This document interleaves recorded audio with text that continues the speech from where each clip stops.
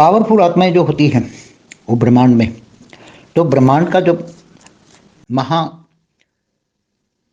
प्रलय होता है, महाकल्प प्रलय में ब्रह्मांड की सारी आत्माएं, ब्रह्मांड का मालिक सूर्य में प्रवेश करके काल अग्नि पैदा करके जब पूरे ब्रह्मांड को जलाकर भस्म कर देता है, तब वो एक कला से ज़्यादा पावरफुल आदमी वाली आत्माएं, 2 कला, 3 कला, 4 कला वाली आत्माएं, वो उसको कुछ प्रभाव नहीं डालता। वो आत्माएं इस महाकल्प प्रलय में वो निकल के महाब्रह्मांड में चली जाती है। वो निराकारी पावरफुल आत्मा है, इसलिए उसको उसको मुक्ति या उसका विनाश नहीं कर सकती आत्माओं का।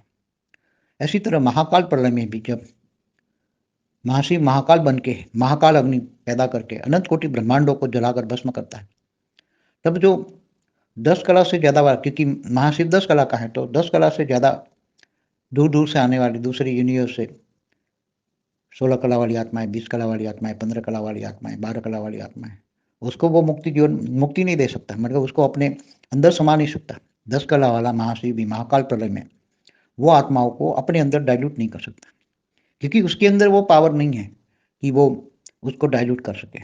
10 कला वाली आत्माओं को डाइल्यूट करने की कैपेसिटी ज़्यादा से ज़्यादा बस 10 कला से नीचे की आत्माओं को डाइल्यूट करता है। इसलिए महाकाल प्रलय में जो शिव 1, 2, 4, 5 कला का होता है, वो अनंत कोटि ब्रह्मांडों का जो क्रिएशन करता है, तब उसको अनंत कोटि ब्रह्मांडों को वाइंड अप कर सकता है। 1 से 5, 7 कला की आत्माओं को डाइल्यूट कर सकता है, मुक्ति दे सकता है।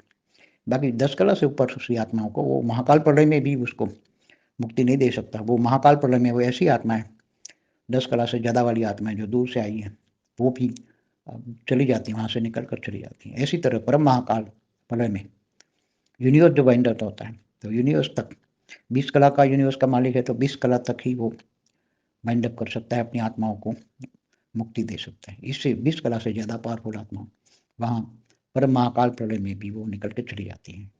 ऐसी तरह कोई भी पावरफुल आत्माओं को मुक्ति कोई भी आत्मा ऐसी वैसी नहीं दे सकती।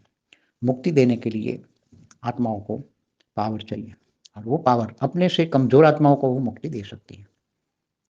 हमारी जो वीडियो है महाकाल प्रलय पार्ट 1 एंड पार्ट 2 देखो। अब जो धरती पर जो होने वाला है, क्या होने वाला है वो भी देखो। थर्ड वर्ल्ड वॉर हो जाए तो क्या होगा वो भी देखो। इसलिए, और हमारी दूसरी एक चैनल है परम शांति मोटिवेशन एंड मेडिटेशन, उसमें 10 दिन का कोर्स करो। उसमें बेहद का परम ज्ञान का 10 दिन का कोर्स है, एक रोज 1-1 घंटे का। तो उसमें बेहद का परम ज्ञान मिलेगा, तो सारा बेहद का ब्रह्म ज्ञान का ज्ञान मिलेगा। इसलिए ये सब समझो।